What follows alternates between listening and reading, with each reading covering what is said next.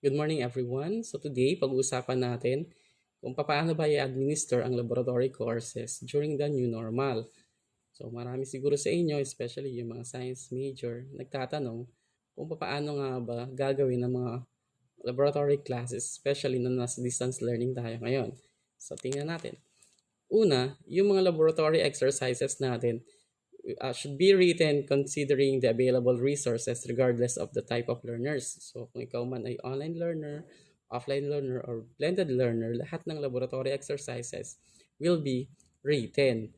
Also, merong mga prepared laboratory manual na pwede nating ma-access through LMS kung ikaw ay online learner or any online platform kung ikaw ay blended learner. At kung ikaw naman ay isang offline learner at nagmo-module, so printed material ng laboratory manual ay isasama ng ipamimigay kasama ng inyong mga learning modules. Yung mga computer-related laboratory activities natin, this could be executed in designated learning sites katulad ng computer shops, partner LGUs, and MINSCAT.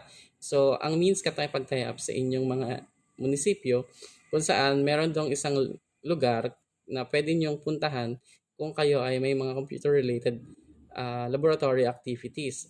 Kung malapit naman kayo sa MINSCAT, meron din tayong lugar dito na pwede kayong magawa ng inyong mga computer-related laboratory activities. The laboratory lectures and instructions may be pre-recorded and other available videos and interactive simulations in the delivering the course shall be utilized. So expect that the teachers will be asking you na manood na lang ng mga video to guide you sa paggawa ng mga exercises niyo sa laboratories. So yung mga outputs natin ay pwedeng i-submit ng bata sa iba't ibang paraan. Depende na lang siguro sa kung paano gusto ni teacher na ipasa yon sa kanila. So this could be a recorded video presentation ng inyong laboratory exercises or ng mga laboratory classes nyo.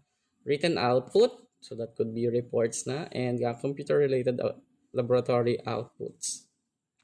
So tingnan naman natin ngayon kung paano naman natin isasagawa yung mga physical education. So PE classes shall meet on regular time as scheduled. Ito, para ito sa mga online learners or yung mga students na may connectivity. So real time yung mangyayari, meet kayo ni instructor via Zoom or Google Meet or any available online learning platform na itatalaga ni instructor or ni professor sa isang specific na time or sa time schedule nyo. So, yun naman para sa mga walang connectivity or yung mga offline learner, yung mga PE classes nyo will be done using modular approach. So, kayo ang bahala at kayo ang susunod doon sa inilagay ni teacher doon sa inyong mga modules. So, ang mga instructor natin will show example demonstration kung paano properly execute yung mga movements and skills para maging model nyo bilang mga estudyante sa pamamagitan ng mga videos or during your online classes.